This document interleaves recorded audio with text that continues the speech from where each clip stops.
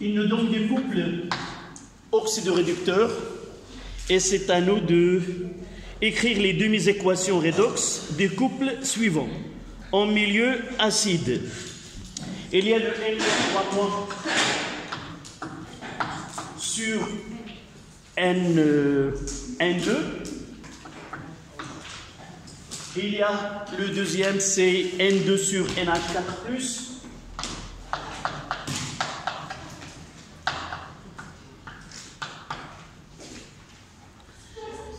Et NO3-, là c'est gaz. NO3- aqueux sur NH4+.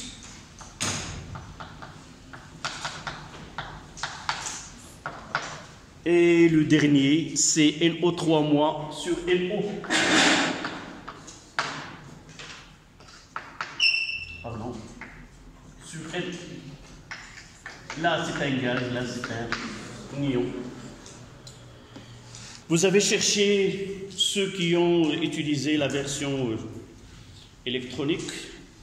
Est-ce que vous avez pensé à donner les équations? Non? Oui?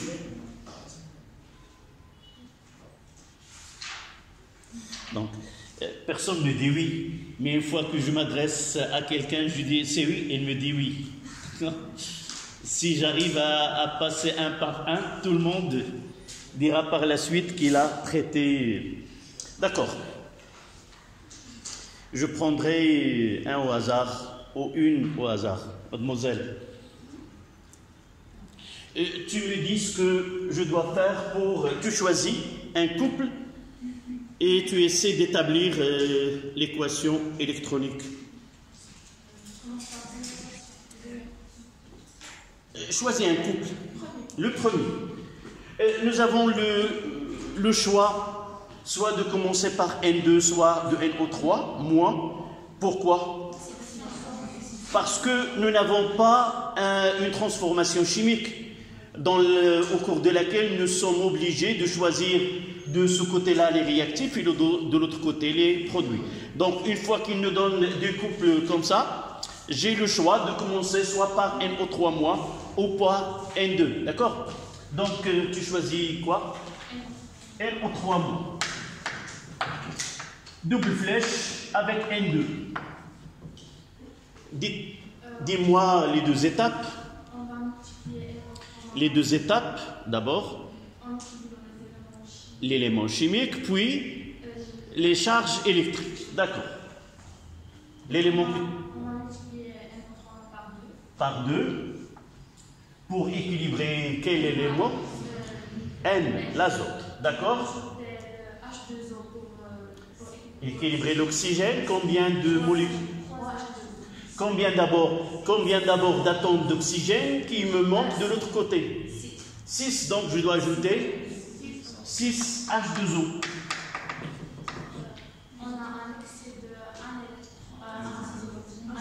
Tu continues avec les éléments. Une fois que tu as équilibré l'oxygène, et il s'ajoute H+, puisqu'on est dans un milieu acide. D'accord?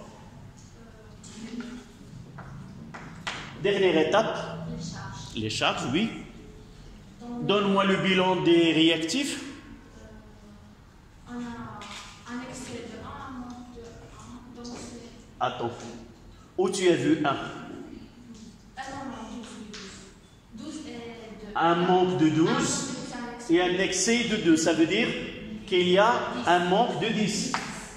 Manque de 10 électrons. De l'autre côté, il n'y a ni manque ni excès. Donc, tu dois ajouter combien? 10 électrons, c'est très bien. 10 électrons, et voilà l'équation électronique de premier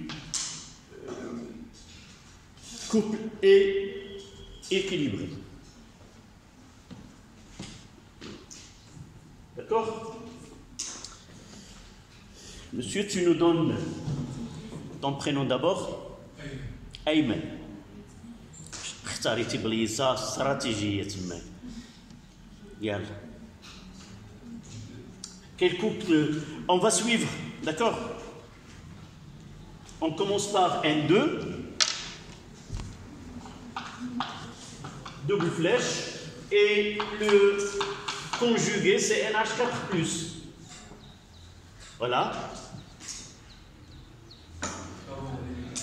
L'élément chimique. Et le premier élément c'est l'azote, N. Qu'est-ce que tu vas faire? Par 2. Voilà. Combien d'hydrogènes de ce côté-là? On va équilibrer l'élément H, l'hydrogène. Combien de... 8. J'ajoute de l'autre côté 8. 8H+. Dernière étape. Équilibrer les charges. Le bilan pour les réactifs, c'est combien? Le bilan de 8 électrons. De l'autre côté, il y a un manque de 8 électrons. Et là,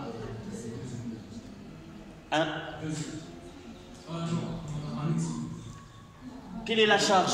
Elle est positive. Ça veut dire quoi? Il y a un manque. Et combien de manques? 2. Donc combien tu ajoutes d'électrons? De quel côté? 6, c'est ça. Donc 6 électrons. Pour avoir un manque uniquement de 2, et de ce côté-là, un manque de 2. D'accord?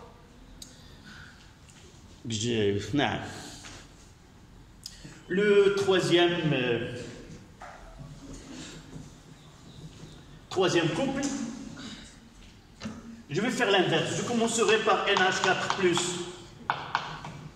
Et son conjugué, c'est NO3-. Par quel élément on commence? Toujours on commence par autre que O et H. C'est N. Elle est équilibrée, c'est très bien. On passe à l'oxygène. Combien j'ai dans les produits? Et combien je dois ajouter? 3 H2O, c'est bien. 3 H2O. Et dernière étape pour l'élément chimique, c'est l'élément H. Oui. Combien d'hydrogène de côté réactif?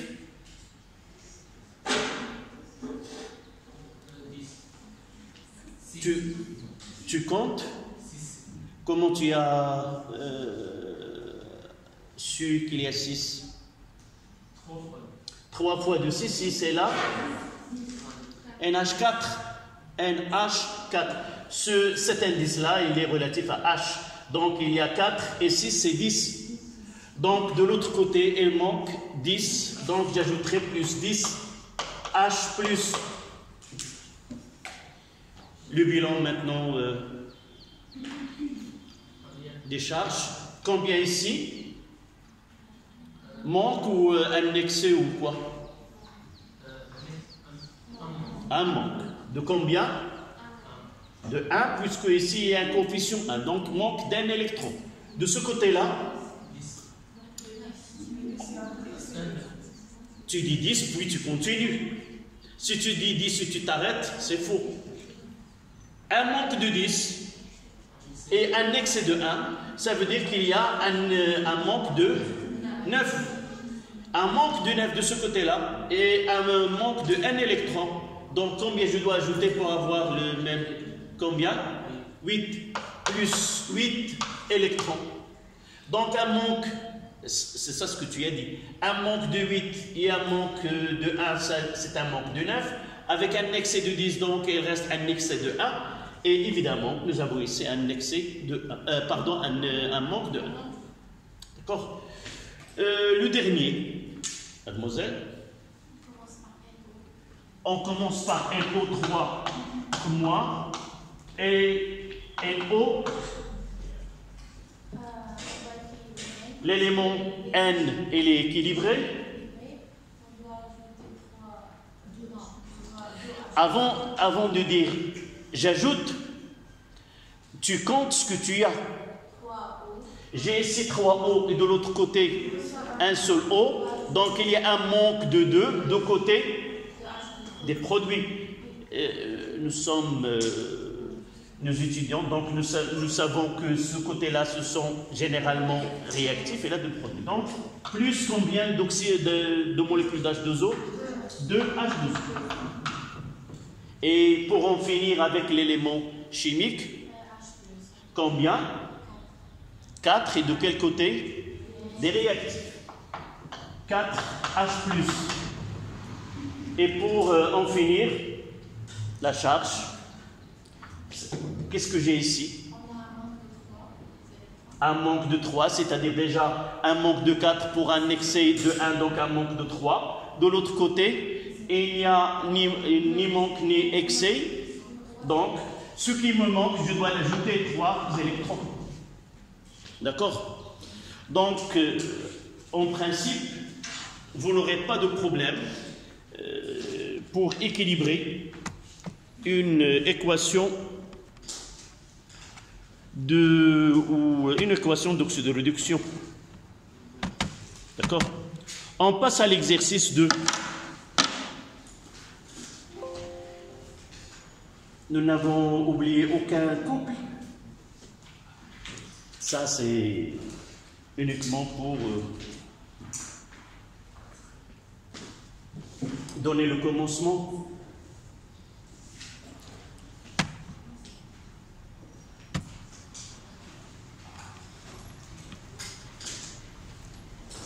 Donc l'exercice suivant.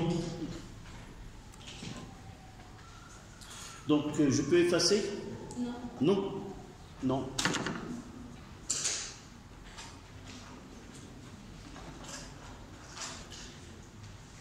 C'est le temps de lire l'exercice.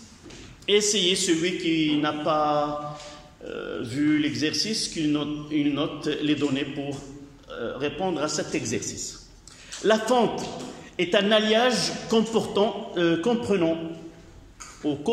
essentiellement du fer et du carbone. الصلب voilà la fente. C'est un mélange du fer et du carbone. Afin de connaître sa teneur en fer, on réalise les opérations suivantes.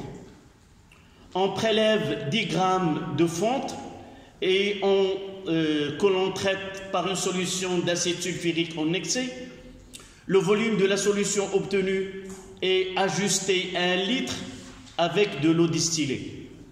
Le volume de la solution, on prélève 10 millilitres de cette solution et on la dose par manganométrie, c'est-à-dire utiliser la réaction entre les ions MnO4- et les ions Fe2+. Il faut verser 15,3 millilitres d'une solution de permanganate de potassium de concentration 0,022 mol litre moins 1 pour obtenir une coloration non persistante, une coloration rose persistante. Première question, établir l'équation bilan de la réaction du fer avec la solution d'acide sulfurique. Pourquoi peut-on travailler dans un excès d'acide sulfurique? Deuxième question A, établir l'équation bilan de la réaction de dosage. B, déterminer la quantité de matière d'ion Fe2+ contenue dans le prélèvement dosé. C, en déduire la quantité de matière de fer obtenue dans l'échantillon de fonte. Troisième question, quel est le pourcentage massique global des éléments autres que le fer dans cette fente?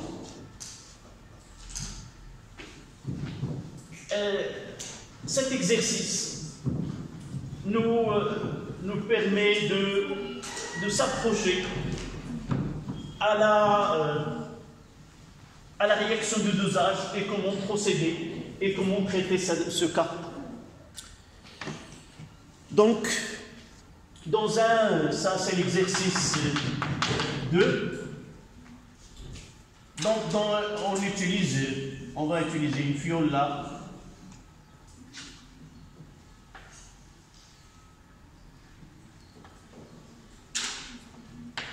On peut dire de 1 litre.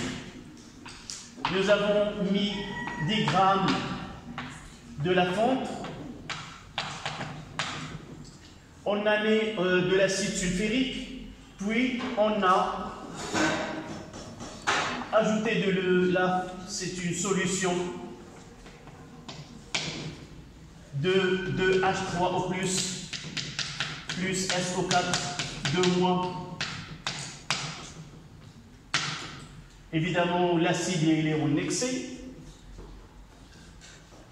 Puis, à partir de cette solution-là, nous avons utilisé uniquement dans un bécher 10 ml, c'est la solution S.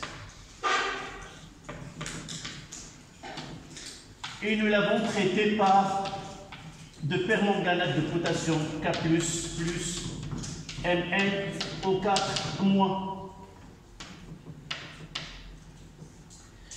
La solution, la concentration de c'est combien? C'est CO 0,022 mol litre moins 1. Et nous avons utilisé un volume de 15,3 millilitres. Je vais essayer de faire un petit résumé de l'exercice.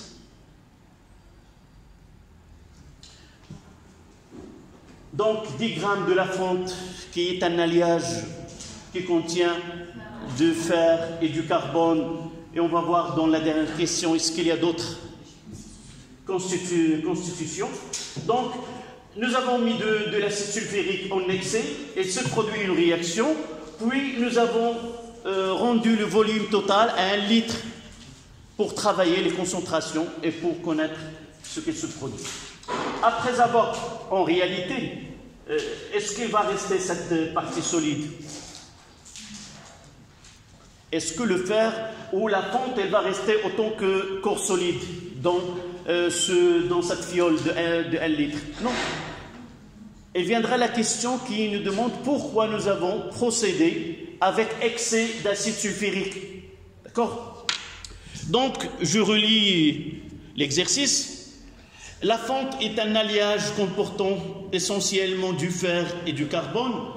Ce mot comprend essentiellement du fer et du carbone. Ça veut dire quoi? Il y a d'autres composants qui peuvent être dans cet alliage-là. Donc nous voulons déterminer les constituants, si vous voulez, le pourcentage massique des corps qui constituent cette fonte. La première des choses, c'est le traitement par l'acide sulfurique. Et la première question, c'était établir l'équation bilan. J'ai oublié de vous donner les couples en bas de l'exercice. Ils nous ont donné Fe de plus sur Fe. Ils nous ont donné aussi MnO4-. Ce sont les couples redox qui interviennent dans cet exercice sur Mn de plus. Et puis Fe3 plus sur Fe de plus et H plus sur H2. Voici les couples redox que H plus a que. Et là c'est un gaz. Et là, évidemment, là c'est un solide. Là c'est aqueux. Et là aussi. Voilà. Dans ce type d'exercice, je dois le lire attentivement et généralement connaître l'histoire de l'exercice. Celui qui a posé cet exercice, quel est le but derrière cet exercice. Et je dois connaître les étapes de cet exercice afin de ne pas mélanger une partie avec une autre. Donc la première partie, c'est quoi? C'est la réaction entre le fer et l'acide sulfurique. L'acide sulfurique, il contient des ions H3O+. H3O+, parfois on peut l'écrire d'une façon simplifiée, 2H+, aqueux, plus SO4, 2-. Nous pouvons accepter cette écriture-là. Donc, il nous demande l'équation de la réaction. Et toujours, je dois, pour cette question, faire les réactifs, choisir les réactifs et connaître les produits. Qui peut nous donner les réactifs là? Oui. D'abord, je vais utiliser les produits. C'est la question 1. Les réactifs. Il y a le fer, la fonte. Il y a la fonte. Et ce qui nous intéresse ici, c'est Fe. Et il y a l'acide sulfurique. Je vais l'écrire de cette manière pour utiliser les données de H plus SO4 de moins. Et là. Donc, pour connaître les produits, ils n'ont pas donné les produits. Et c'est ça ce que j'ai dit lors du cours, que parfois, connaître les produits, c'est revenir au couple redox donné dans l'exercice. Quels sont les produits là?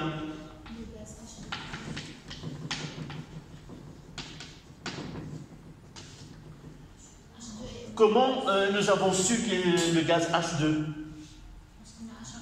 On a H plus ici, et en regardant les couples, nous voyons que H plus, elle est le conjugué de H2. Donc les produits, c'est H2 qui est gaz. Et quoi d'autre? Fe2+, parce que le fer, son conjugué, c'est Fe2+. Et là, Fe2+, son conjugué, c'est Fe3+. Donc, c'est de cette façon, je dois analyser les données afin d'écrire l'équation correctement. Et là, c'est Fe2+. D'accord? Le reste, ça sera facile. D'accord? Qui peut me donner les demi-équations, mademoiselle? Non? Oui? H plus H2 et 2 plus. Donc, tu choisis H plus, là, c'est H plus avec H2. Tu l'équilibres. D'abord, on va équilibrer les éléments chimiques. Si on a deux éléments. Si vous voulez deux atomes d'hydrogène, Alors, on va les deux. on multiplie par 2 ici. Et finalement, les charges, de quel côté? Réactif. Plus 2 électrons. Et juste au-dessous, je vais écrire ici Fe2+. Avec Fe. Tu es sûr? Pourquoi j'ai fait cette étape-là? J'ai écrit réactif pour ne pas se tromper dans les demi-équations. Donc, lorsque, je ne sais pas, tu as de la est-ce que c'est une chance ou c'est vraiment, tu as bien réfléchi pour me dire H plus avec H2? Donc, d'après ce que tu as dit là, tu as choisi, puisque H plus il est au haut, tu l'as mis là, et H2 tu l'as mis là.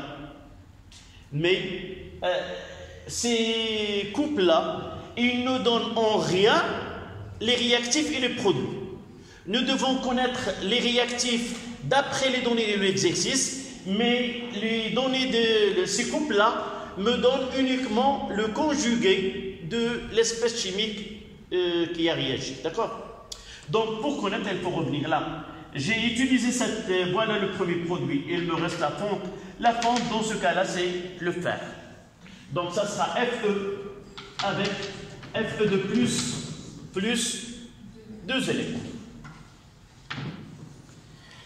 Parmi les difficultés qui existent, mais on ne tient pas compte, on ne se rend pas compte de cette difficulté, c'est l'écriture des produits et des réactifs. Faites attention, avant d'écrire les demi-équations, pensez qu'il s'agit bien du côté gauche, ce sont les réactifs, et du côté droit, ce sont les produits. D'accord? Et l'équation bilan, ça sera la somme des deux, puisque le nombre d'électrons échangés est le même, et on écrira Fe plus 2H plus ATE, une seule flèche nous donne Fe de plus H2, qui est un gaz. Voilà la question, la première question. C'est l'équation bilan de la réaction entre le fer et la solution d'acide sulfurique, qui est vraiment une réaction d'oxydoréduction.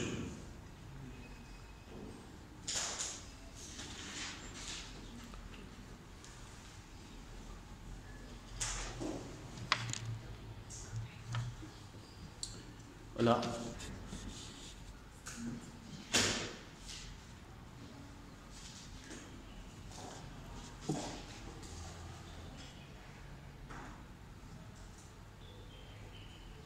Il nous reste la deuxième partie de la question. Qui peut lire la question? Quelle est la deuxième partie de la question? Tu as devant toi le portable, tu peux lire?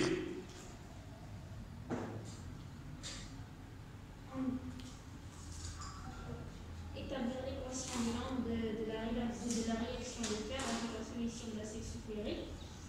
Pourquoi utilise-t-on un excès d'acide sulfurique? Voilà, pourquoi on a travaillé avec excès d'acide sulfurique. Oui?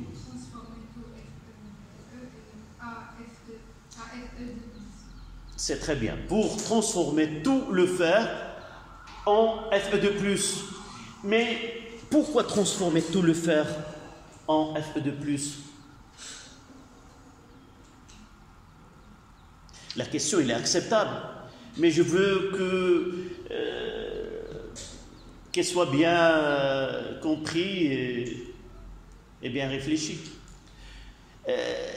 Oui? Pour accélérer la réaction. Non, ce n'est pas pour accélérer. J'ai dit toujours, soyez attentifs pour chaque exercice, essayez de le lire tout entier. Évidemment, la plupart n'ont pas devant eux l'exercice, mais dans un devoir surveillé ou dans un devoir à la maison, essayez de lire attentivement l'exercice et de savoir quel est l'objectif général de cet exercice. En réalité, nous voulons déterminer quoi? Le pourcentage du fer ou des éléments qui constituent cette fonte. Si la réaction n'est pas totale, si le fer n'a pas totalement passé à Fe2+, on aura des résultats qui ne sont pas corrects. Donc on est obligé de travailler avec excès d'acide afin que tout le fer qui se trouve dans la fonte soit transformé en ion Fe2+. Et là, c'est uniquement une étape. En réalité, ça, ce qu'on appelle, nous avons parlé de ceci l'année dernière avec vos camarades en première année. Ce que nous avons fait, c'est le dosage direct. Qu'est-ce que ça veut dire un dosage direct? C'est un dosage où l'élément que je veux déterminer sa concentration, je le subis ou je vais le mettre sous une réaction et je détermine la quantité de matière d'une façon directe. Dans ce cas-là, je ne peux pas déterminer la quantité de matière de fer d'une façon directe sur la fonte, mais je fais ce qu'on appelle un dosage indirect. C'est une détermination de façon indirecte. Je dois le faire passer du fer à Fe2+, et par la suite, je vais mettre un dosage direct de quoi? Des ions Fe2+, et non pas de Fe. Donc, je dois obligatoirement faire passer tous les atomes de fer en état ionique Fe2+, et par la suite, connaissant Fe2+, je vais revenir à connaître la quantité de matière des ions, et c'est la question qui viendra par la suite. Donc, mademoiselle, ce que tu as dit est parfaitement juste. pour faire passer tout le fer en ion Fe2+, afin que la détermination de pourcentage de fer dans la fente soit correcte.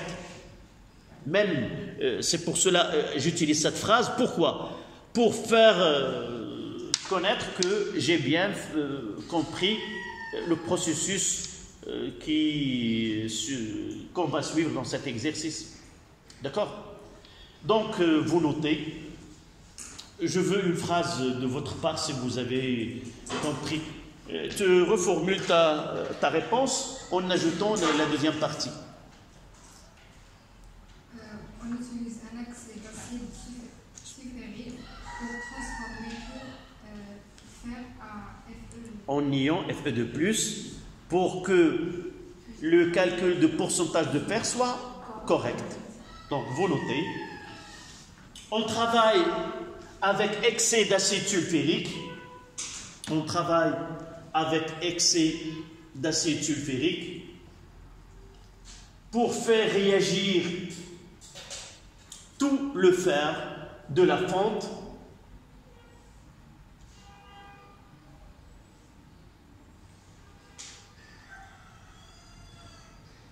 et l'oxyder en Fe2+.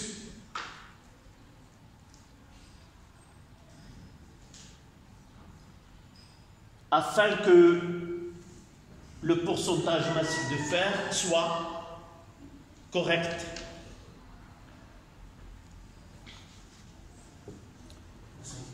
Afin que le pourcentage massif du fer soit correct. Évidemment, afin que le pourcentage de fer dans la fente soit correct. On passe à la deuxième question. Petit a, établir l'équation bilan de la réaction de dosage.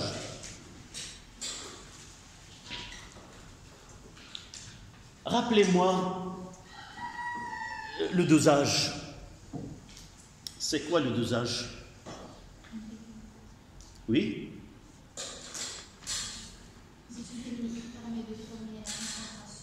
C'est une technique, d'abord, comment il est expérimentale, permet de déterminer la concentration d'une espèce chimique dans une solution en suivant une réaction. Comment il est cette réaction? Réaction totale et rapide et sélective. Sélective, c'est-à-dire on doit choisir ce qu'on appelle, il y a le titrant et le titré. Donc le titrant doit être choisi de telle façon qu'il ne peut réagir qu'avec le titré. D'accord? Donc, réaction doit être rapide, totale et sélective. On peut la noter 2. Vous passez à 2 petits a.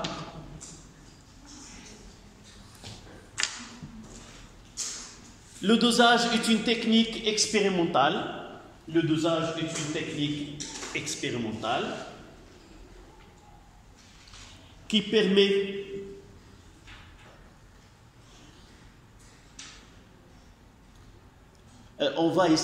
qui permet généralement la concentration, mais on va essayer de donner cette définition en concordance avec notre exercice. Il permet de déterminer quoi? Selon cet exercice. Si j'ai bien lu l'exercice, qu'est-ce qu'il me demande de calculer? Non, avant, la quantité de matière. Donc, ce n'est pas toujours on demande de calculer la concentration, mais avant la concentration, on détermine la quantité de matière. Parce que le tableau d'avancement et le procédé qu'on va suivre, il nous donne d'abord la quantité de matière et par la suite, on peut déterminer, arriver, si nous voulons, jusqu'à la concentration. Donc, c'est une technique expérimentale qui permet de déterminer la quantité de matière d'une espèce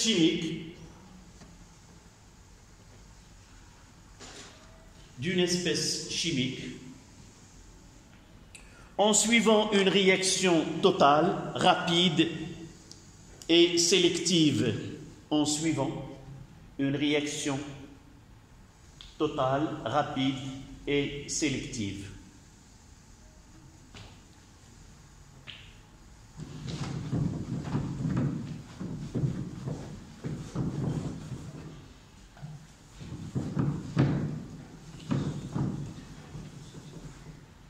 Donc, comme tout à l'heure, et pour ne pas se tromper, même si cette réaction, nous l'avons vue plusieurs fois, donc dans ce cas-là, c'est 2A, c'est ça?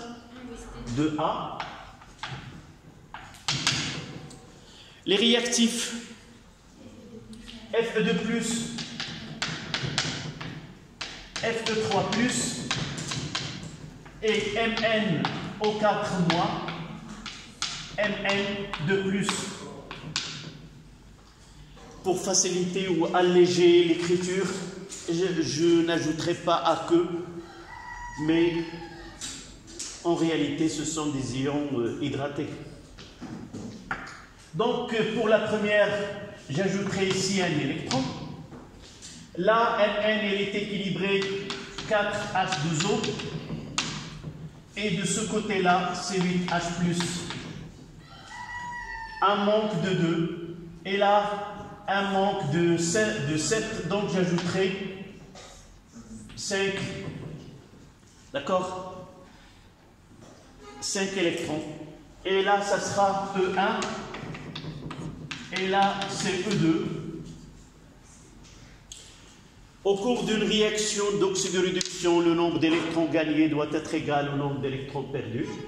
Et par la suite, l'équation E, ça sera E2 plus 5 E1. Donc je mettrai Mn O4- plus 8H plus Fe2+, ça donne Fe3+, plus 5 là, je dois mettre ici 5, et là 5 plus Mn de plus 4 H12. Et je dois vérifier pour les charges un manque de 8 et un manque de 10, c'est un manque de 18, donc ça reste un manque de 17. De l'autre côté, 15 et 2 c'est 17, donc un manque de 17. Donc l'équation elle est équilibrée. Si je veux ajouter l'oxygène, là c'est 4, l'autre côté, là c'est 4, là. Voilà. Ayez l'habitude de vérifier.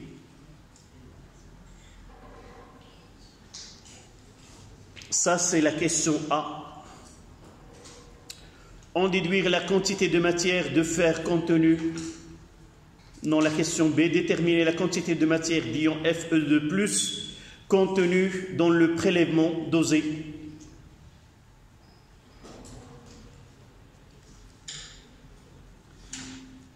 Là, ils n'ont pas demandé le tableau descriptif, donc nous pouvons travailler d'une façon directe sur l'équation. Quelle est la relation qui relie la quantité de matière des ions Fe2+, qui est le titré, avec la quantité de matière utilisée pour avoir ce rose persistant?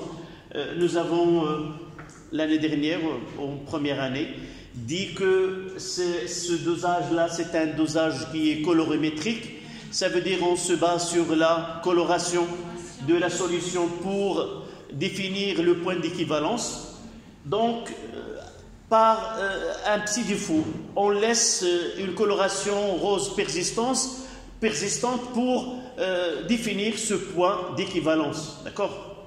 Donc, donnez-moi la relation de quantité de matière entre les deux espèces concernées dans ce dosage. Oui? Donc, il y a deux façons. Soit qu'on fait le tableau, s'il le demande, on le fait. Sinon, il y a une relation qui lie les quantités de matière mises en jeu au cours d'une transformation. Mais n'oubliez pas que cette relation-là, c'est n réagit de mn au 4 moins sur le coefficient stéchiométrique qui est 1 ici, qui est égal à n de h plus sur 8, mais je ne vais pas m'intéresser à h plus puisqu'il est en excès, qui est égal à n qui a réagi de fe de plus sur 5, qui est égal à n de fe 3 plus, là c'est formé sur 5, et ainsi de suite. Dans le tableau descriptif, on ne fait pas ni réactif ni formé. C'est la quantité de matière que j'ai. Là, il faut faire la différence. Et la quantité, lors d'un dosage, la quantité de matière qui a réagi, c'est la quantité de matière qu'on a mis dans la solution. Tout ce qui est ajouté a réagi. Et par la suite, cette quantité de matière qui a réagi, c'est la concentration de la solution titrant fois le volume pour atteindre ce point d'équivalence qui est VE. Donc j'aurai là la quantité de matière qui a réagi du produit, on le met dans la burette, et ça sera C0 fois VE. Je mettrai O ici, E, et O ça veut dire c'est l'espèce oxydant, et VO c'est le volume de solution oxydante à l'équivalence, est égal à la quantité de matière qui a réagi, R de FE de plus. Mais la question c'est quoi? La question c'est la quantité de matière, c'était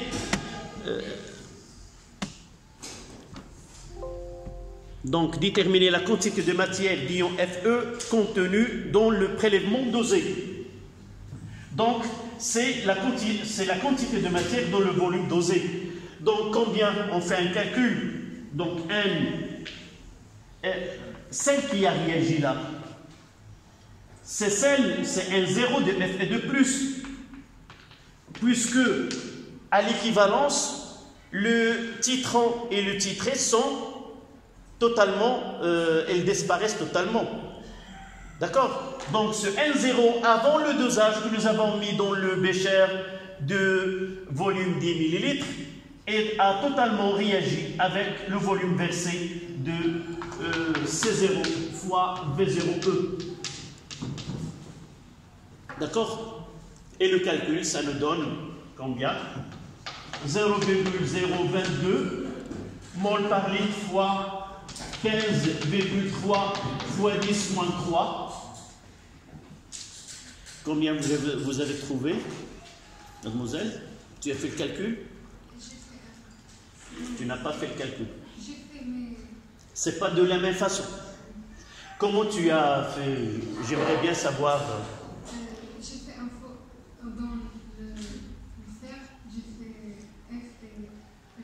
J'ai pas fait... Ah oui, dans l'équation, tu as mis FE, qui donne FE de plus, ou la FE de plus donne FE? FE dans FE+. Ah oui, vous n'aurez pas la même équation. C'est pour cela, j'ai dit, il faut prendre son temps pour lire l'exercice et faire un petit...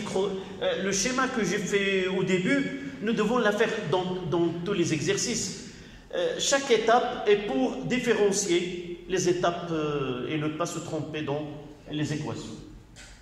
Ça donne combien? 1,6, 10 à la plus 1,68, 10 moins 2 ou 10 moins 3? 1,68. 3,366 fois 10 Combien? 3. Ah oui, il y a... personne ne... Il y a ici le 5. Personne ne m'a... là. 1 sur 5.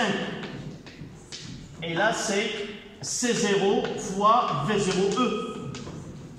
C'est pour cela que je dis, j'ai les calculs devant moi. Et par la suite, ça sera N0 de FE de plus C5 fois C0 fois V0E.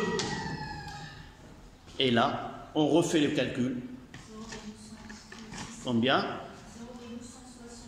En écriture scientifique, N0 de FE de plus, c'est 1,68, 10 moins 4 ou moins 3? Moins 3. Voilà, la quantité de matière des ions Fe de plus. On prendra 5 minutes et on continue. D'accord? Donc, on s'est arrêté au calcul de N0. C'est la quantité de matière de Fe de plus qui est égale à 1,68 10 moins 3 mol. C'est quoi cette quantité de matière?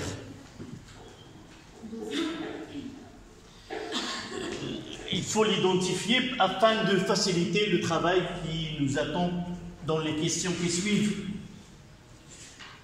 Toujours, je dis que chaque exercice est là une histoire, que je dois la comprendre. Je vais revenir en arrière.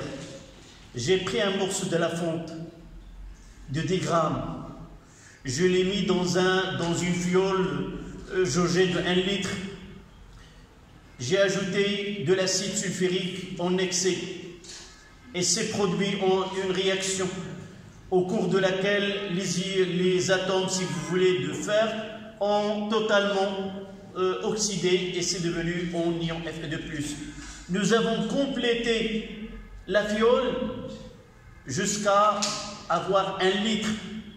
Donc le volume de la solution, avant de faire le dosage, il y a 1 litre. Ça veut dire quoi? Ça veut dire que les ions Fe de plus qui se présentent dans le flacon, il a une quantité de matière qui n'est pas celle-là. Cette quantité de matière, c'est quoi? C'est relatif à un volume dosé qui est de 10 millilitres. Et ce problème-là, on va le trouver dans les leçons qui viennent par la suite. Toujours les techniques qu'on utilise en chimie, et lorsqu'il y a un dosage, toujours on prépare une solution qui a un volume de 1 litre ou de 500 millilitres ou autre, mais en réalité on dose qu'un volume donné de 10 millilitres ou de 20 ou de 25. Et toujours pour calculer la quantité de matière globale, il faut revenir au volume initial qui est le volume total. Donc je vais faire un petit schéma là. Voici la fiole de 1 litre. Et là, j'ai une quantité de matière totale de Fe de plus. Qu'est-ce que j'ai fait? J'ai fait un prélèvement de 10 millilitres de la solution S dosée. Et j'ai trouvé là qu'il y a N de Fe de plus, je vais le mettre N1 de Fe de plus, qui est égal à 1,68 10 moins 3 mol. On s'est arrêté dans l'exercice dans cette phase-là. Et on lit la question qui suit. C'est B, déterminer la quantité de matière d'ion Fe de plus contenue dans le prélèvement dosé. C'est celle-là. Ça, c'est le volume dosé. D'accord? La question C. En déduire la quantité de matière de fer contenue dans l'échantillon de la fonte. Dites-moi comment je dois procéder. Je vais faire le retour inverse. Je sais combien des ions Fe de plus. Là, il y avait du fer là, solide. dans la fonte. Donc, je vais faire le chemin inverse. D'abord, je connais la quantité de matière dans le volume dosé qui est de 10 ml. Je dois revenir à la solution mère de volume 1 litre et connaître toute la quantité, c'est la quantité de matière N totale de Fe2+. Connaissant la quantité de matière totale de Fe2+, dans le volume de 1 litre, on peut revenir connaître la quantité de matière de Fe dans l'échantillon de la fonte. Est-ce que c'est compris? Toujours dans des exercices de cette façon, je dois faire une carte de cette façon-là, afin de suivre les étapes et comment revenir à la source et déterminer, par exemple, dans ce cas-là, la quantité de matière de Fe. Dites-moi comment je dois arriver à la quantité de matière totale de Fe2+. N'oubliez pas que là, on est, une fois que tous les atomes de fer se sont devenus, ont réagi, nous obtenons Fe2+, nous avons là une solution de concentration bien définie. Et là, une concentration donnée. Et si je divise la solution mère à des volumes différents, est-ce que la concentration change? C'est la même concentration. Donc, avoir 10 ml ou 20 ml, c'est la même concentration, mais la quantité de matière, elle change. D'accord? Donc, quelle relation je dois écrire pour revenir à calculer la quantité de matière N totale de Fe2+? Oui? Je vais partir de la concentration, si vous voulez, la concentration effective de Fe2+. Totale. C'est combien? C'est la quantité de matière totale de Fe2+ sur le volume total, qui est égal à quoi? Ce N1 de Fe2+ sur le V1. C'est ça ce que ça veut dire, la concentration elle est la même. Et le changement de volume change la quantité de matière de telle façon que le rapport il est toujours le même. Je cherche un total. Donc, quels sont passés par la concentration effective de Fe2+. Donc, un total de Fe2+ est égal à V total sur, si vous voulez, sur V1, où la quantité de matière, je mettrai, est égal à N1 de Fe2+ fois V total sur V1. Voici, rappelez-vous bien de ce passage-là, on va le trouver toujours dans un exercice où il y a un dosage. Jamais on dose la totalité de la solution. On dose un volume donné et revenir au volume total. C'est plus pratique. C'est plus pratique de doser 10 ml que de doser 1 litre. Et d'ailleurs, nous n'avons pas une burette qui a un tel volume. D'accord? Est-ce que ce que je viens de faire est compris? Mademoiselle, ça, il n'y a pas comme ça. Soit il y a la loi de tout ou rien. Soit j'ai compris, soit j'ai pas compris, et tu me dis là. Comment tu as fait ça?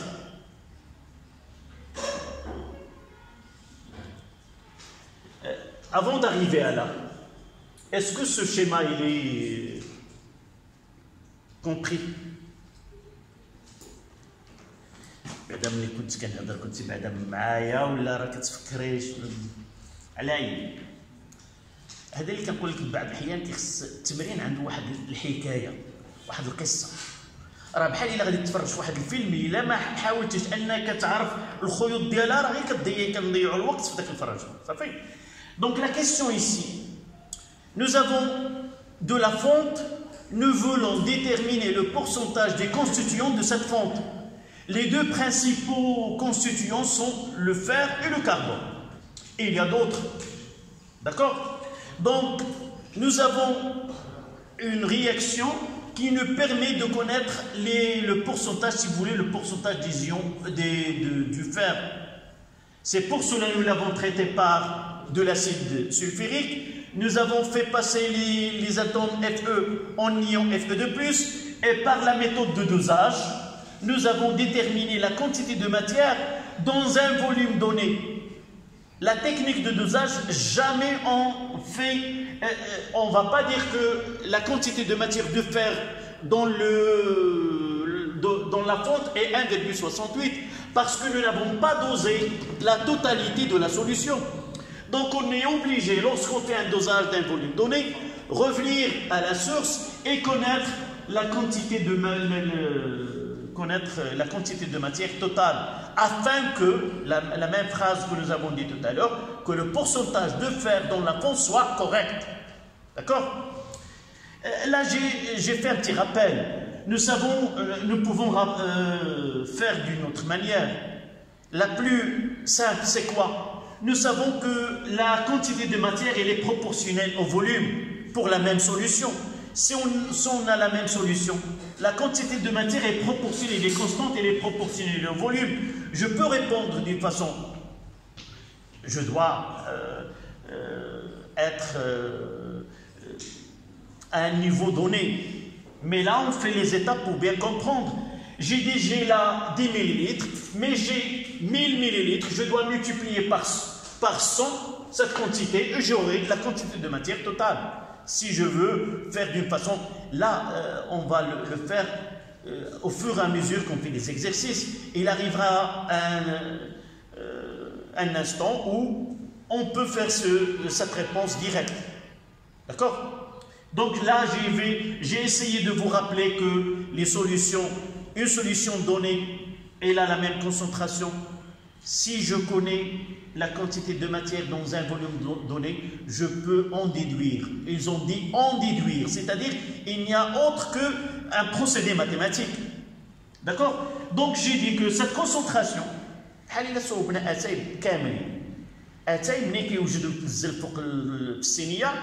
même concentration. Soit c'est la même quantité, si vous voulez, de thé, de théine, de caféine. D'accord? Donc c'est la même chose là. Pour revenir au volume total, j'ai dit que la quantité de matière dans ce volume-là, sur ce volume, elle est la même que dans la quantité là, sur ce volume. D'accord? Et je fais l'application numérique, ça donne combien? C'est 1,68 10-3 fois le volume total. N'oubliez pas, je dois utiliser les mêmes unités. Là, 1 litre, c'est 1000, c'est 10 à la puissance 3 sur 10. Et j'aurai combien? C'est 0,168 mol. D'accord? Donc la quantité de matière dans la fiole, la quantité de matière de Fe2+ dans la fiole et N total qui est égal à 0,168 grammes. Mais on n'a pas encore répondu à la question. Il nous demande combien? Quoi? La quantité de matière de fer. Et là, tu vas utiliser l'équation, c'est Fe, donc Fe2+ plus 2 électrons. C'est demi-équation ou l'équation électronique lors de la réaction entre le fer et l'acide sulfurique. Je n'ai pas besoin de la réaction globale. J'utilise uniquement, je veux lier les ions Fe2+ avec les atomes de fer. Donc N de Fe est égal à N de Fe2+, qui est égal à 0,168 mol. Donc en réalité, cette fonte-là qui est introduite dans le bécher, Il contient combien? 0,168 morts. Et c'est la question, on déduire la quantité de matière de fer contenue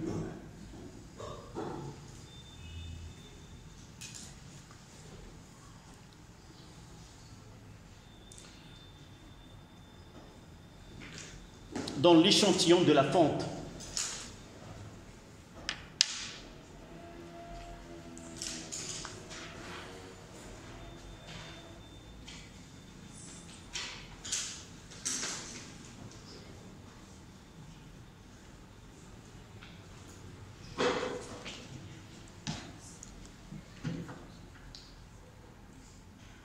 La dernière question. Quel est le pourcentage massique global des éléments autres que le fer dans cette fonte?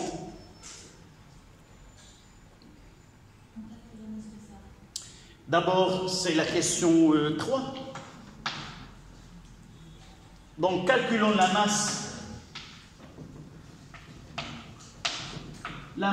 totale de fer dans l'échantillon de la fonte. Donnez-moi la relation entre la quantité de matière N totale de Fe est égale à la masse de Fe sur la masse molaire du fer. En bas de l'exercice, vous avez la masse molaire du fer, c'est 55,8. Et donc, la masse totale du fer est égale à 0,168 multiplié par 55,8.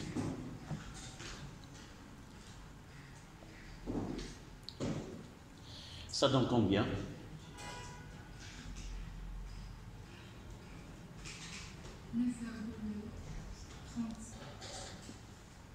37, 30, non, 30? 7. Donc, N total de fer est égal à 9,37 grammes.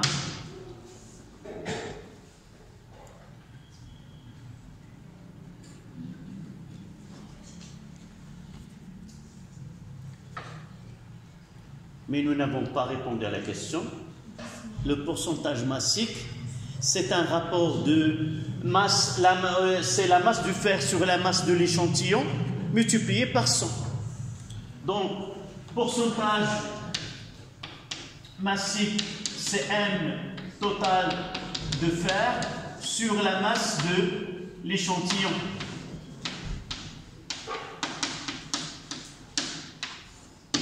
Fois 100.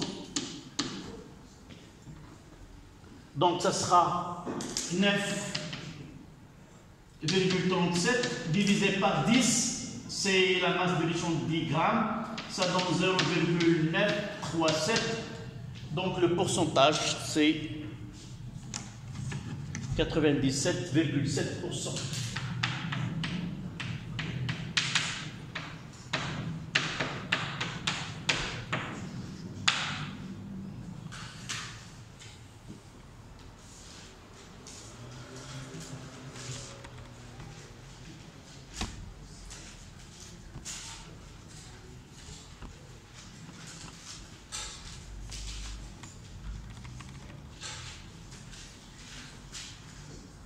Ça, c'est l'exercice 2. On passe à l'exercice 3.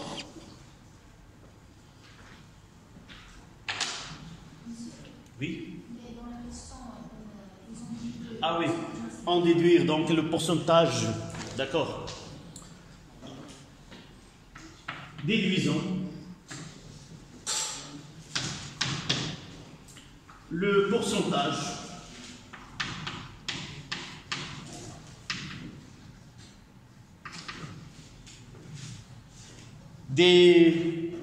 on mettra le même terme qu'ils ont utilisé, des éléments autres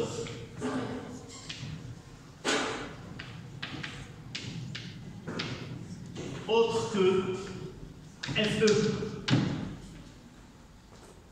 C'est 6, combien? 6,3.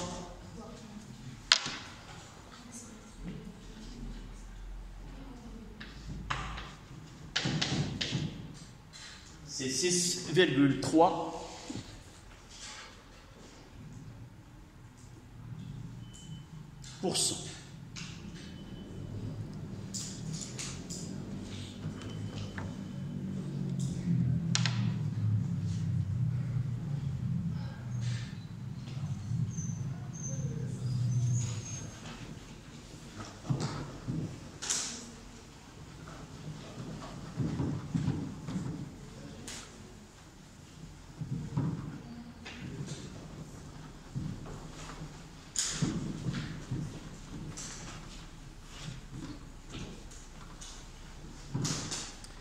Voilà, donc on passe à l'exercice suivant.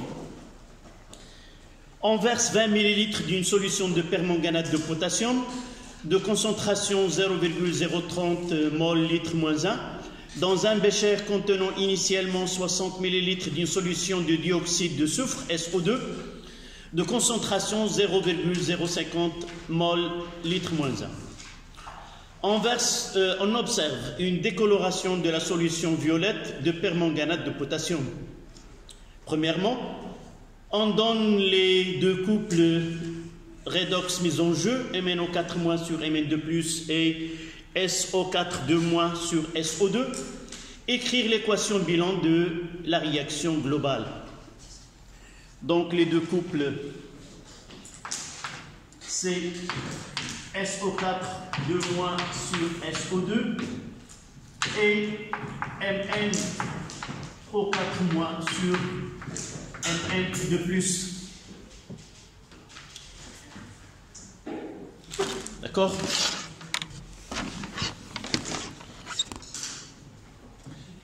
Donc, qui peut me donner la première, mademoiselle? D'abord, les réactifs, toujours dans un exercice. Lorsqu'il y a une réaction chimique, la première des choses que je dois faire attention, c'est de bien définir les réactifs et les produits. Dans ce cas-là, quels sont les produits, les réactifs, d'après l'exercice? Tu as vu l'exercice? Oui? Comment? Non, est-ce que tu te rappelles de l'exercice? Je relis. On verse une solution de permanganate de potassium, d'accord? De concentration telle dans un bécher initialement contenant 60 ml d'une solution de dioxyde de soufre, SO2. Voilà, j'aurai MnO4- avec Mn2+, puis voilà, SO2 avec SO4-. Tu commences par la deuxième. Tu équilibres la deuxième équation. Celle-là, avec le temps, ça donne plus 4H2O, plus 8H+, plus 5 électrons. La deuxième.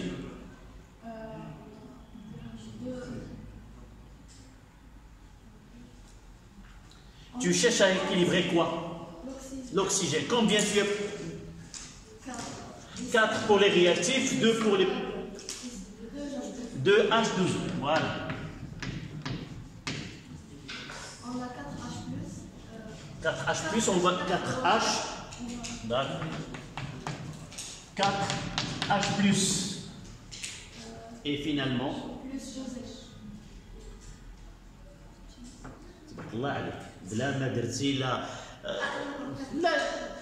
لا انا قلت لك راك جاوبتي صحيح ولكن je m'attendais pas à une réponse Un excès de 2 électrons et un manque de 4. là il n'y a non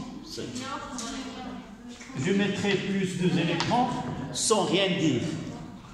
Est-ce que c'est un coup de hasard ou c'est bien réfléchi? La réponse elle est juste, d'accord? Mais lorsque j'ai posé la question, tu essayais de justifier. La réponse, elle était juste. C'est comme en basket. Lorsqu'on fait passer le ballon, on dit sans bruit. le ballon passe dans le panneau sans qu'il sans qu'on entend un bruit. C'est ta réponse. Tu m'as surpris avec ces 2 électrons comme ça. Et j'ai l'habitude d'écouter, il y a un manque, il y a un excès, il y a un manque. D'accord. On passe à la question suivante. Écris les demi-équations et l'équation globale. Donc, avant l'équation globale, là c'est 5 et là c'est 2. Donc, je dois multiplier la première par 2 et la deuxième par 5. Donc, si je multiplie la part 2, j'aurai 16. Si je multiplie ici par 5, j'aurai 20. Quoi d'autre? H2O. Là, je multiplie par 5, ça donne 10. Et là, je multiplie par 2, ça donne 8. Donc, 2, je commencerai par MnO4-. Là, plus 5 SO2. J'aurai ici combien? J'ai pour le H2O, pour le H+, 16 et là 20. Donc, il me reste combien ici? 4. H2O, j'ai 10 et l'HC8, il me reste que 2. Plus le H2O. Je fais le risque, mais je suis sûr, à la fin, je vais m'assurer. Donc, ce risque, il est payé. D'accord? Donc là, j'aurai 2 Mn2 plus 5 SO4 de moins, plus 4H+.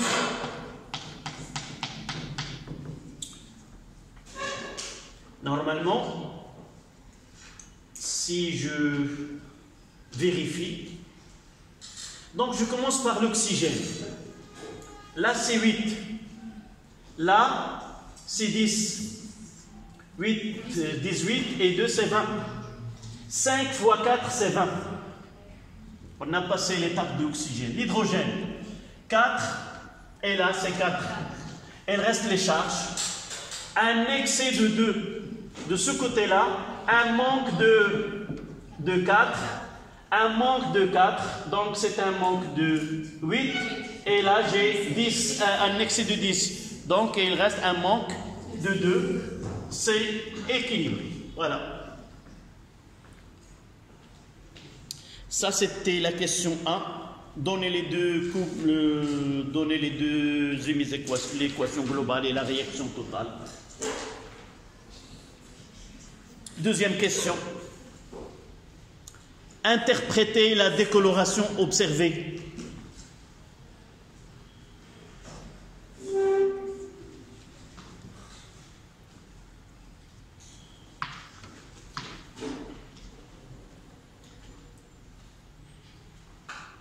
Comment interpréter ou justifier? Oui. Donc, nous devons d'abord donner l'information. Quelle est cette information? Nous savons que la solution de permanganate de potassium est de coloration violette due à la présence de MnO4-. Et son conjugué qui est Mn2+, il est incolore. Donc, disparition de la coloration violette nous dit que MnO4- a totalement réagi. La disparition de toutes les ions MnO4-. Donc, je ne vais pas répondre avec seulement on discute, mais la décoloration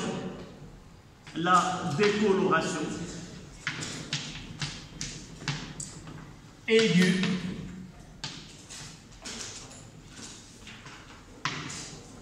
à la réaction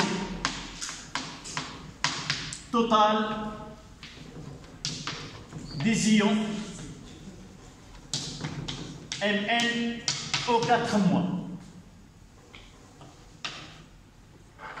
Si vous voulez, entre parenthèses, coloration violette. C'est la solution qui a cette coloration. C'est l'ion entouré par un nombre donné de molécules de H2O. Il a une structure qui lui permet d'absorber les couleurs de la lumière et ne refléter que la coloration violette.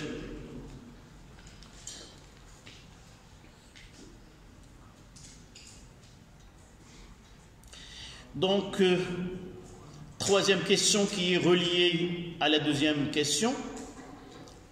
D'après les observations, quel est le réactif limitant? Démontrez-le par le calcul. Oui? On doit supposer.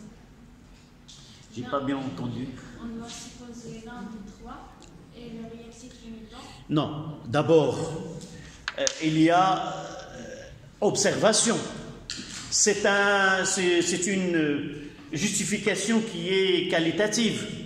Comment je peux dire vraiment oui? Il s'agit bien que MnO4- est le réactif limitant, car c'est simple. Puisque la coloration a totalement disparu, c'est que l'ion MnO4- s'il n'est pas limitant, c'est que la coloration, elle va persister au moins rose permanente ou une coloration violette, d'accord? Donc, troisième question. Disparition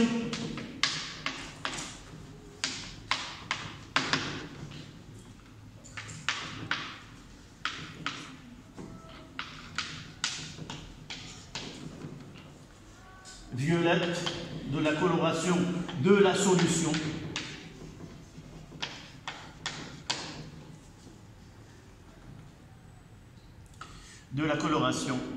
indique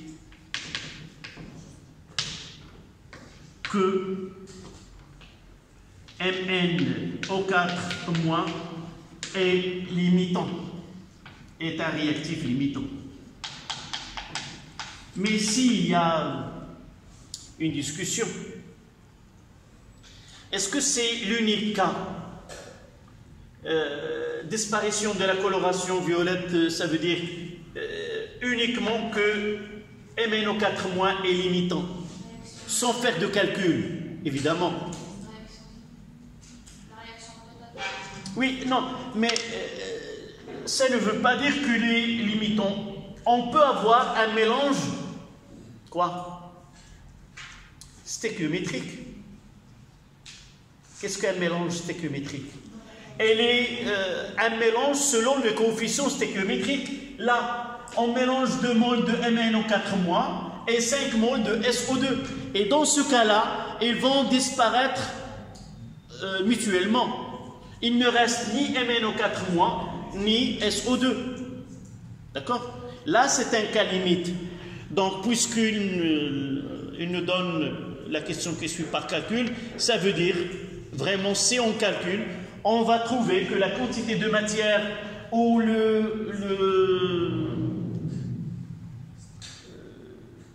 l'avancement maximal, le plus petit, c'est celui de MnO4- et non pas de SO2. D'accord? Donc, on fait le calcul. Pour faire les calculs, je dois dresser le tableau. Donc, si vous avez écrit ces phrases, parce que j'ai l'équation ici, c'est facile de le dresser au-dessus de l'équation que de réécrire une deuxième fois l'équation bilan.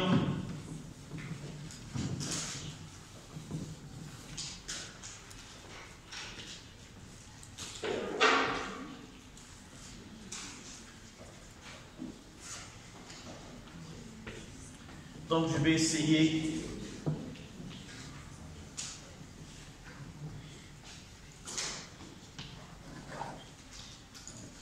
d'utiliser la craie jaune.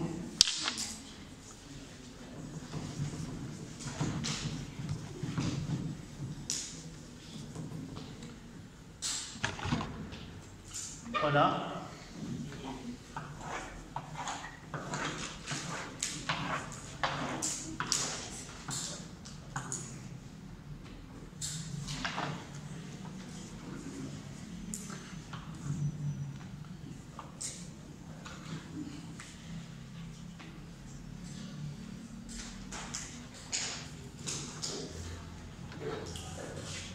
Donc dans ce cas-là, pour MN aux 4 mois, qu'est-ce que je vais... là c'est l'oxydant et là c'est le réducteur. Je vais mettre COVO et on va calculer sa valeur. Combien? 20 millilitres fois 0,030. Donc là c'est COVO et là c'est CRVR, c'est-à-dire le réducteur il a une concentration CR et il a un volume VR. Là il est en excès, là c'est 0, là c'est 0 et là c'est nous l'avons ajouté au départ dans un milieu, c'est-à-dire soit qu'il est ajouté avec MN aux 4 mois, on mettra aussi en excès. Dites-moi ce que je dois remplir ici. COVO moins 2x. Ici, CRVR moins 5x. Là, excès. Là, c'est 2x. Et là, c'est 5x. Et l'état maximal, c'est COVO moins 2xm. Là, c'est CRVR moins 5xm.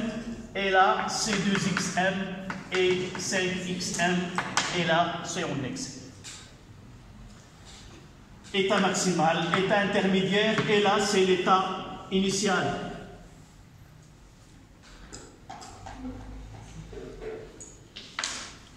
Ce qui nous intéresse, c'est chercher le réactif limitant. D'accord? Réactif limitant. Qu'est-ce que je dois résoudre? D'abord, je mettrai le nom de l'espèce chimique MN aux 4 mois. Et juste à côté, qu'est-ce que je dois? COVO moins 2xm est égal à 0. Et l'autre espèce, c'est SO2. Je mettrai CRVR moins 5xm est égal à 0. Là, je mettrai où entre les deux? Donc, MN aux 4 mois XM, ça sera COVO sur 2 et SO2. Là où XM, ça sera CRVR sur 5. Et je ferai l'application numérique. Donc, XM, CO, c'est combien? C'est 3,10 moins 2. C'est la concentration de MnO 4 mois fois 20 fois 10 moins 3 sur 2. Où XM est égal, on utilise 60 millilitres, c'est 60 fois 10 moins 3, fois la concentration 0,5, c'est 5 fois 10 moins 2. 5 fois 10 moins 2 divisé par 5. Si on divise par 5, ça donne, c'est 6 fois 10 à la puissance moins 4. Et là, ça donne 3 fois 10 moins 5. Donc, celle-là, il est supérieur. Moins 4, les deux. Là, c'est combien? C'est 3 fois 10 moins 4. Et là, ça sera 6 fois 10 moins 4. Le réactif limitant, c'est celui qui donne un avancement plus petit, la plus petite valeur. Donc, c'est Mn au 4 mois. Et le réactif limitant, avec X max, est égal à 3 fois 10 moins 4 mol.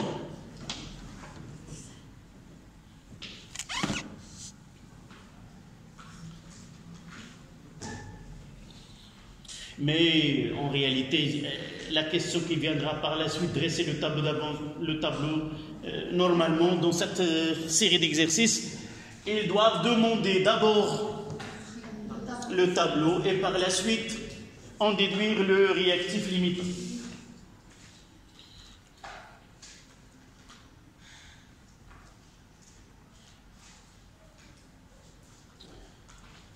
Donc, 4 et 5 on a répondu à ces questions.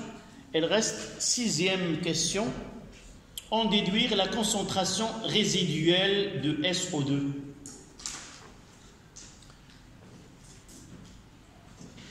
On réfléchit à cette question.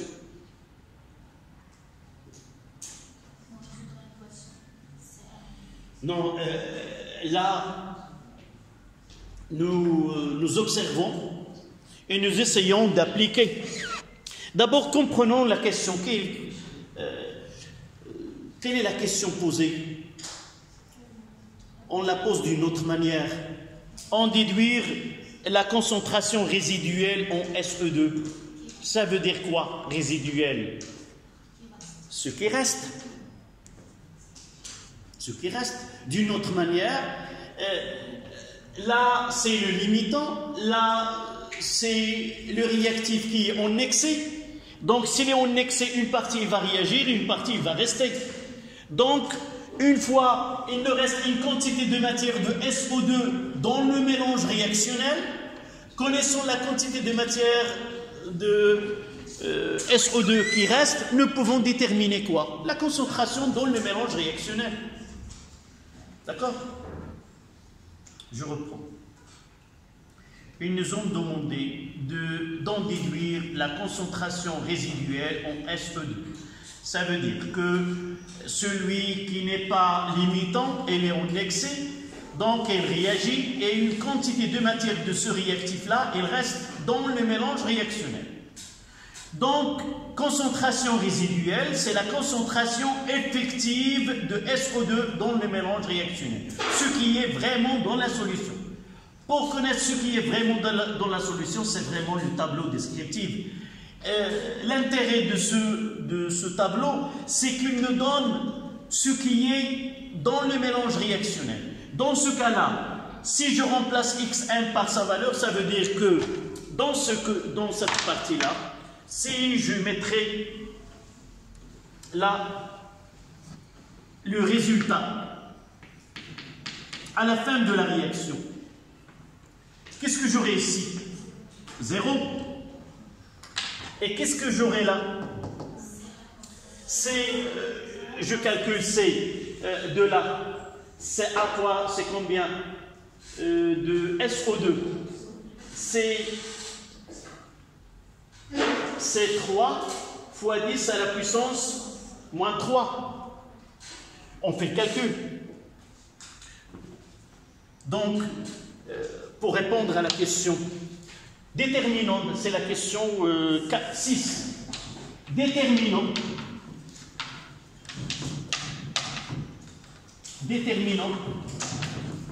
N final de SO2. N final de SO2, c'est celle-là. N final de SO2, ça sera CR VR moins 5X max. D'accord? Et je fais mes calculs. Oui, c'est CR, c'est 5 fois 10 moins 2 fois 60 fois 10 moins 3 moins 5 fois 3 fois 10 à la puissance moins 4. Combien? Le résultat final. Qu'est-ce que j'ai fait? CR, c'est combien? C'est 5 fois 10 moins 2. Le volume, c'est 60 millilitres. moins 5 fois x max. X max, c'est 3 fois 10 moins 4. Je calcule de SO2. Non, non, il n'y a qu'un seul x max. Non, non, on ne calcule pas quelle est la valeur de x max pour celui-là. Il n'y a qu'un seul x max, celui le plus petit. Nous avons tranché sur la valeur pour la valeur de x max. C'est 3 10 moins 4. D'accord? Et celle-là qu'on va utiliser pour tous les espèces chimiques qui ont participé dans cette réaction. D'accord? Ça donne combien? Là, 6 fois c'est 30. 30 c'est 3 fois 10 à la puissance moins 3. Vérifiez ce que je vous dis, c'est 15 fois 10, c'est 1,5, 10 moins 3. Faites vos calculs et 1,5, 10 moins 3 mol. Vérifiez s'il vous plaît. Je fais un calcul mental. 5 fois c'est 30, c'est 3, et un 30 et un 0, ça donne 10 à la puissance 2. Avec celle-là, ça se simplifie, il ne reste que 10 à la puissance moins 3. Là, c'est 15, 10 à la puissance moins 4, ça donne 1,5, 10 moins 3. Et ça donne finalement. Est-ce que vous avez vérifié? C'est 1,5, 10 moins 3. Parfois, lorsque je mets la leçon, je trouverai en commentaire que le calcul que vous avez sur le tableau n'est pas correct. Et ça, il va rester tout le temps là. D'accord? Donc, c'est 1,3, 10 moins 3, 1,5, 10 moins 3 mol. Maintenant, qu'est-ce que nous demande? La concentration SO2. Regardez cette notation. Quelle est la différence entre cette notation et celle-là? Celle-là, elle est introduite. J'introduis une espèce chimique dans de l'eau distillée, par exemple, et cette quantité de matière sur le volume dans lequel on l'a mis, ça donne une concentration consultée, ajoutée. Mais la quantité de matière, elle peut réagir totalement et il ne peut pas réagir totalement. Lorsque je mettrai entre crochets là, c'est la concentration effective, c'est-à-dire ce que j'ai dans la solution. Donc là, il a été introduit, donc ce qui reste, c'est la concentration effective, ça sera NF sur le volume total. D'accord? Quel est ce volume total? Est-ce qu'on est d'accord sur la notation? Normalement, en première année, nous avons fait la différence entre le C et la notation de la concentration entre deux crochets.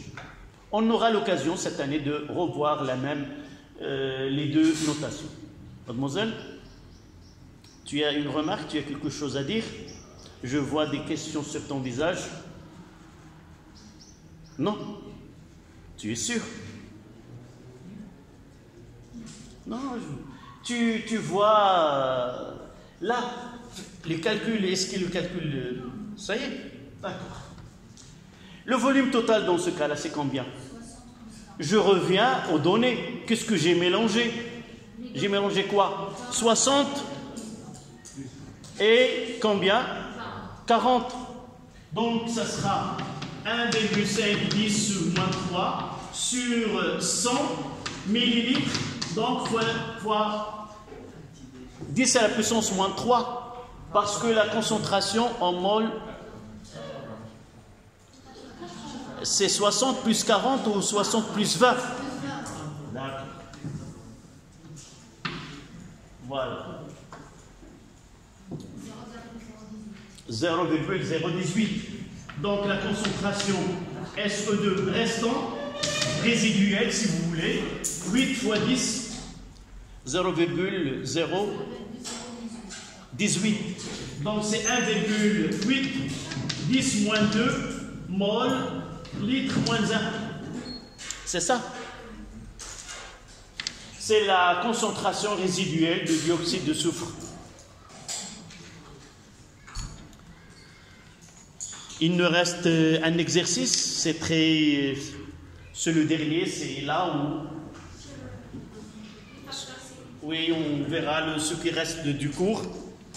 Donc on le verra le samedi, Inch'Allah. D'accord? Oui.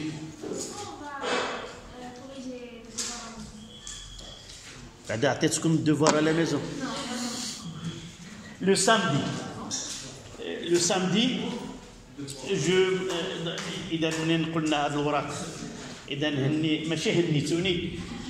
Toujours je travaille avec des feuilles, des séries qui sont distribuées. Donc le samedi, je vous indiquerai le sujet ou le devoir à la maison que vous devez. S'il est vraiment, je l'ai fait pour l'autre classe. D'ici le samedi, vous aurez le devoir à la maison dans le groupe. D'accord? Je voulais bien vous donner le devoir surveillé de l'année dernière. Si je le trouverai, je vous le donnerai. Sinon, je donnerai un autre exemplaire. D'accord? Yallah, tabarakallah alaikum.